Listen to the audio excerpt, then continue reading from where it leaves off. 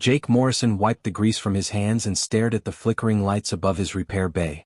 Rust Haven Station was dying just like everything else out here on the edge of space. The pay was terrible, the coffee was worse, and most days he wondered why he even bothered staying. The alarm blared across the station's communication system. Another ship requesting emergency docking. Jake sighed and grabbed his toolkit. Emergency usually meant someone expected free repairs and would disappear before paying. He walked to the main hangar and stopped dead in his tracks. The ship limping through the docking bay doors was unlike anything he had seen in his 5 years on Rust Haven. It was sleek and elegant, designed with curves that reminded him of a hunting bird. But it was also a mess. Scorch marks covered the hull, panels hung loose, and one of the engine ports sparked dangerously. Station Master Chin appeared beside him, her face tight with worry. "Morrison, I need this fixed fast. Triple your usual rate." Jake raised an eyebrow. Chin never paid extra for anything. "What's the catch?" "No catch. Just fix it and don't ask questions." She glanced at the ship nervously. "The owner is in medical bay. Some kind of alien. Wolf-looking thing. Passed out the moment he docked." Jake approached the ship slowly, running his hand along the damaged hull. The metal was warm under his fingers, almost alive. He had always felt a connection to machines that other people thought was strange. To Jake, every ship had a personality, a soul of sorts. "What did they do to you?" he whispered to the vessel. Over the next several hours, Jake worked his way through the ship's systems. What he found made him angry. This wasn't just damage from a fight. Someone had deliberately sabotaged this ship. Fuel lines had been cut and poorly patched. The navigation system had been scrambled. Life support was held together with temporary fixes that would fail at any moment. But underneath the neglect, Jake could see the ship's true nature. It was a masterpiece of engineering, far more advanced than human technology. The power core alone was something he had only read about in technical journals. Whoever built this had created something beautiful, and whoever owned it had let it fall apart. Jake found himself talking to the ship as he worked, a habit he had developed over years of lonely repairs. "Don't worry, I'll take care of you. You deserve better than this." As he opened a panel near the cargo hold, something unexpected happened. A soft blue light pulsed from inside the wall. Jake carefully removed more panels and discovered a hidden computer system. It hummed to life at his touch, and text appeared on a small screen. He couldn't read the alien language, but he recognized the ship's AI interface when he saw one. "Hey there," Jake said softly. "Have they been ignoring you too?"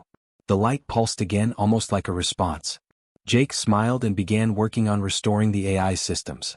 As connections re-established, the ship's lights brightened slightly throughout the corridor. Then Jake found the cargo hold. What he saw there made his blood run cold.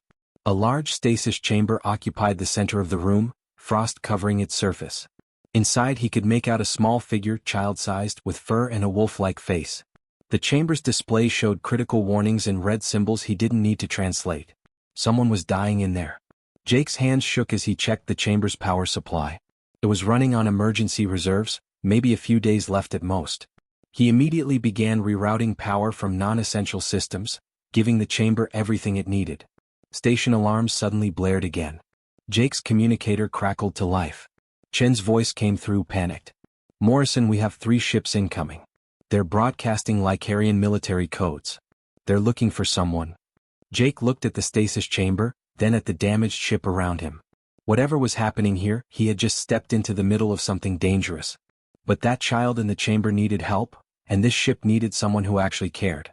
He had never been good at walking away from things that needed fixing. Jake worked through the night, his fingers moving quickly across the ship's damaged systems. The station was quiet except for the hum of machinery and his own voice. He kept talking to the ship, explaining what he was doing, apologizing when he had to disconnect something temporarily. "I know this hurts, but I need to reroute the power conduits. Just trust me, okay?" The ship's AI pulsed its blue light in response. Jake had never seen an AI act like this before. Most ship computers were cold and mechanical, but this one seemed almost grateful for his attention. As he worked, more systems came online. The AI began showing him hidden damage that standard scans would have missed. Jake discovered something disturbing in the maintenance logs. The ship's previous repairs had all been done hastily, without care, as if someone wanted it to barely function. The life support system was the worst. It had been failing for weeks, slowly poisoning the air. If Jake hadn't fixed it tonight, everyone on board would have died within days. "How could anyone treat you like this?" Jake muttered, anger rising in his chest. He began installing extra safety systems, adding backups that weren't in the original design. Other mechanics called him wasteful for over-engineering everything, but Jake couldn't help himself. Every machine deserved to work properly. As the ship's system stabilized, Jake accessed more of the log files. His translation software struggled with the Lycarian language, but he pieced together enough to understand. The ship's owner was named Vexenar. He was running from his own people. The logs mentioned words like traitor, and evidence, and pact justice. Jake pulled up the medical records attached to the stasis chamber. The child inside was Vexenar's daughter, Arya. She had been poisoned with something called nightshade toxin. The stasis was the only thing keeping her alive, but it wasn't a cure. She needed real medical treatment and soon. His communicator buzzed. Morrison, get out of that ship now. Chen's voice was sharp with fear. Those Lycarian ships are demanding we hand over the owner. They say he's a criminal. Jake looked at the stasis chamber, at the small face peaceful in frozen sleep. He thought about the careful sabotage, the neglected systems, the desperate flight across space. This didn't feel like a criminal running from justice. This felt like a father trying to save his daughter. Give me 10 more minutes, Jake said. I'm almost done. Jake, they have weapons. Big ones. Don't be stupid. But Jake was already moving to the medical bay. He needed to see this Vexenar for himself. The alien lay unconscious on the medical bed, gray fur matted with sweat. He was thin, too thin for the powerful wolf species Jake had seen in news broadcasts. This wasn't a warrior. This was someone who had been running and starving for a long time. A medical drone hovered nearby. Jake checked its readouts. Vexenar was stable but exhausted. Malnutrition, dehydration, and stress had pushed his body to the edge. He would wake soon. Jake made a decision that would change everything. He went back to the ship and began preparing it for immediate departure. He loaded extra fuel cells, programmed escape routes into the navigation system, and made sure every repair was perfect. The ship's AI watched his work, its blue light pulsing faster now, almost excited.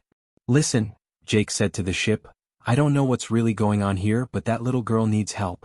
And those hunters outside don't seem interested in talking. He patted the console gently. So we're going to be ready just in case. The ship hummed in response, systems purring with new strength. For the first time in what must have been months, it was ready to fly properly. Outside, the 3 Lycarian hunter ships moved into position around the station. Their weapons charged, painting Rust Haven with targeting lasers. Chen was screaming into her communicator, trying to negotiate. Jake stood in the repaired ship and waited. Whatever came next, at least he had done what he always did. He had fixed something that was broken. He had cared when no one else would. Sometimes that was enough to change everything. Vexenar's eyes snapped open. For a moment he didn't know where he was. Then memory crashed back and he lunged from the medical bed, ignoring the pain in his weak muscles. His daughter. His ship. The hunters. Whoa, easy. Jake stepped into the medical bay, hands raised. You're safe. Well, safe for now. Vexenar spun toward the human, his lips pulling back to show sharp teeth. Where is my ship? Where is Arya? Both on the docking bay. Your daughter is stable. I fixed the power supply to her stasis chamber. Jake spoke calmly, like he was talking to a frightened animal. And I repaired your ship. It'll actually fly now without exploding. The wolf alien stared at him, confusion replacing anger. You repaired it? Why would you do that? Because it needed fixing. Jake shrugged. Look, I read some of your logs. I know you're in trouble. I know your daughter is dying. And I know those 3 hunter ships outside aren't here to help you. Vexenar's legs nearly gave out. He steadied himself against the wall. They found me. After all this running, they finally found me. His voice cracked. I exposed them. The fleet commanders. They were selling weapons to raiders, letting our enemies kill our people for profit. I had proof, recordings, everything. Let me guess, Jake said. They called you a traitor instead. My entire pack turned against me. They poisoned Arya to punish me, to make me suffer. Vexenar's claws dug into the metal wall. The only cure exists on Tirani Station, 3 jumps from here. But they sabotaged my ship before I escaped. I've been limping through space for weeks, watching my daughter die slowly. Jake felt his jaw tighten. That's why the ship was such a mess. They wanted you to fail. Before Vexenar could respond, Chen's voice exploded through the station speakers. All personnel, we have a situation. Lycarian military vessels are demanding we surrender the fugitive Vexenar immediately. Vexenaire closed his eyes. It's over. The station master has agreed to cooperate, Chin continued. Security teams are en route to the medical bay. Jake's mind raced. He thought about the little girl frozen in the stasis chamber. He thought about the carefully sabotaged ship, the poisoned child used as punishment. He thought about what his mother used to tell him. Sometimes doing the right thing means breaking the rules. Come on. Jake grabbed Vexenaire's arm. What are you doing? Something stupid. Jake pulled the weak alien toward the door. Can you walk?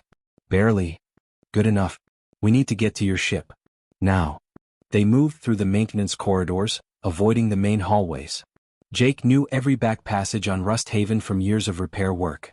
They could hear security boots echoing through the station, searching for Vexenaire.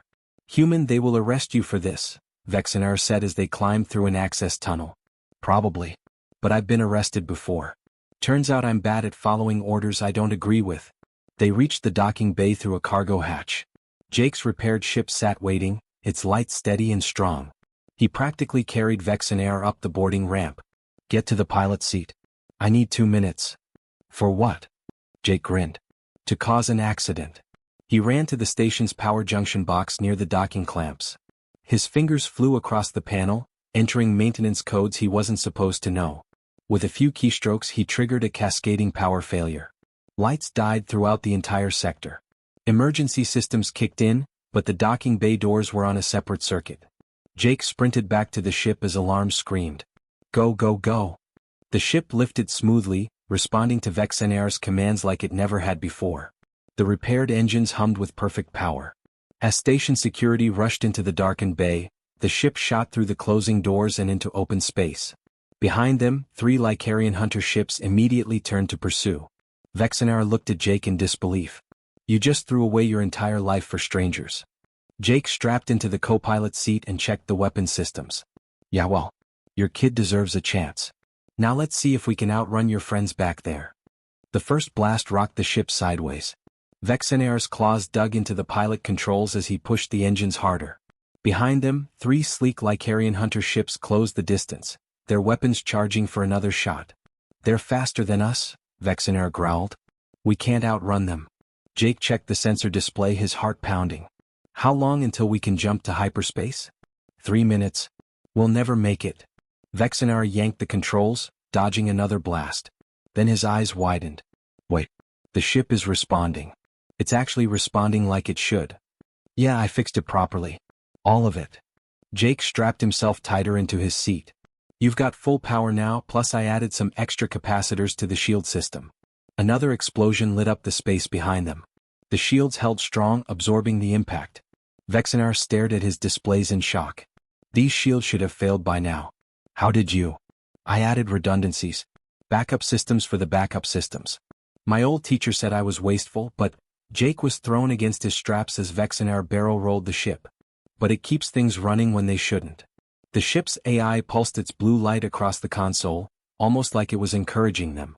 Vexenaire had never seen his ship's AI active before. He had thought it was dead. 2 minutes to jump, Vexenaire said. His tactical training kicked in as he wove through the hunter ship's attack patterns. They were good, coordinated, professional. But something was wrong.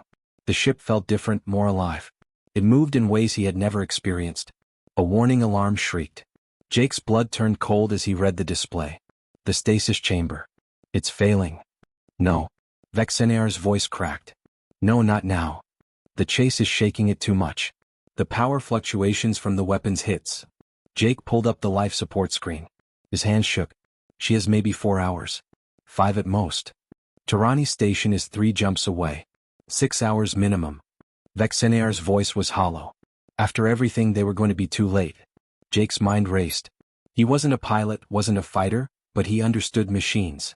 He looked at the tactical display and saw something. That debris field ahead. Can we lose them in there? Absolutely not. The field is too dense. We'd be torn apart. What if we weren't? Jake pointed at the screen. Look, there's a gap pattern. If we time it right, we could slip through while they have to go around. Vexenaire studied the field. His military training said it was suicide. The debris moved in unpredictable patterns, chunks of destroyed ships and asteroids tumbling through space. No sane pilot would try it. But humans weren't trained like Lycarians. Humans did crazy things. 30 seconds to jump point, Vexenar said. Or we try your insane plan. Jake met his eyes. Your daughter has 4 hours. Going around adds time we don't have. Vexenar made his decision. He dove toward the debris field. The hunter ships followed, firing constantly. The shields flickered but held, Jake's extra redundancies buying them precious seconds.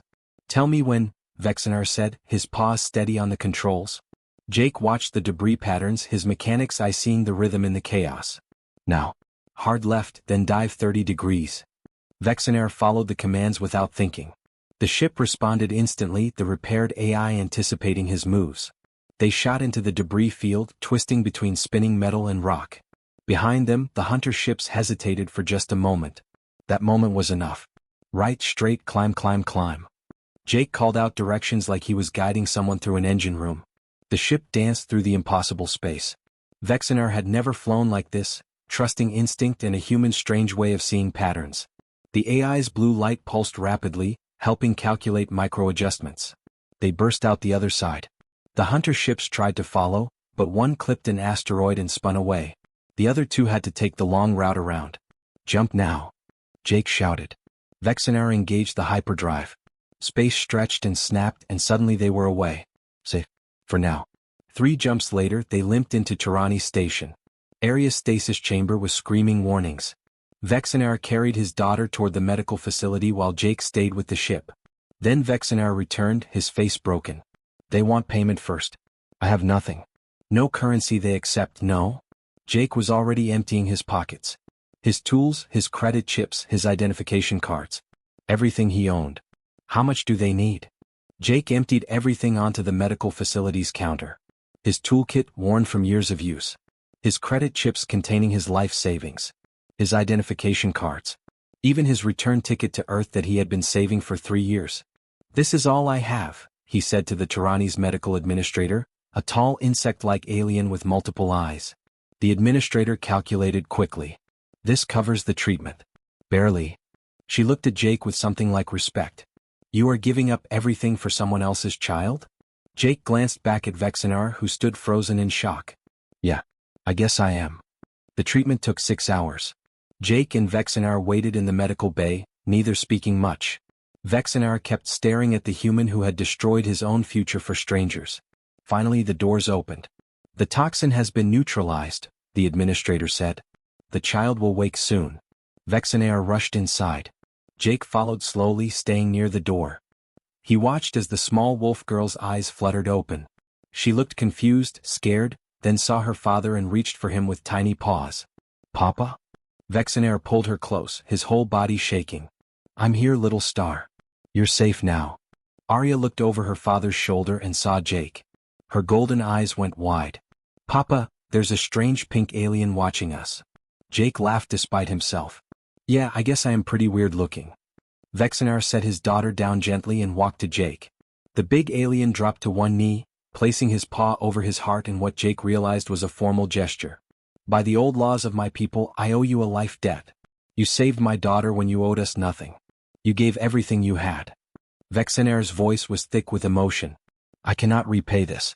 Ever. You don't have to, Jake said quietly. I just did what felt right. Over the next few days, something unexpected happened. Word spread through Tirani Station about the Lycarian refugee and the human who saved his child. Other Lycarians began appearing, ones who had also fled the corrupt fleet commanders. They contacted Vexenar, asking if his evidence was real. It was. And now, safe on neutral ground, Vexenar began sharing it. The information spread like fire through Lycarian space. Not everyone believed it, but enough did. Sympathetic pack members started asking questions. Junior officers who had seen the corruption firsthand began speaking up. It wasn't a revolution, not yet, but it was a beginning. A wealthy Lycarian merchant, one whose family had been killed by the raiders the commanders had armed, arrived at the station. He found Jake in the docking bay, working on Vexenar's ship again. Human Jake Morrison. I want to pay you a reward. Name your price. Jake wiped his hands on his jacket. I don't need a reward. But if you're offering, I could use a ticket back to Earth. Cheapest route is fine. The merchant looked offended. You saved a child and exposed traitors who killed thousands. You deserve wealth, status, just the ticket, thanks. Before the merchant could argue, Vexenar appeared with Arya holding his paw. "No," the wolf alien said firmly. "He gets no ticket." Jake blinked. "What?" Vexenar's ears were up, his tail high. "You're a pack now. Where we go you go. These refugees need ships repaired. They need someone who treats their vessels with care and respect." He placed his paw on Jake's shoulder. "They need you. I need you." Arya tugged on Jake's pant leg. "Please stay, pink alien. You're nice." Jake looked at the little girl, then at Vexenar, then at the gathering of refugee ships outside the station. Lost souls looking for hope. Ships that needed proper care. He smiled slowly. "Well, I guess I am pretty good at fixing things." 3 months later, Jake Morrison worked in the repair bay of a small refugee fleet, teaching other mechanics his wasteful human methods. Vexenar's daughter brought him lunch every day and called him Uncle Jake. The ship AI he had first repaired pulsed its blue light whenever he walked past, like greeting an old friend. He had lost everything on Rust Haven. But somehow, out here among the stars with his strange new family, Jake had found something better. He had found a place where caring about broken things actually mattered. Sometimes one person really could change the galaxy. They just had to be willing to fix what everyone else had given up on.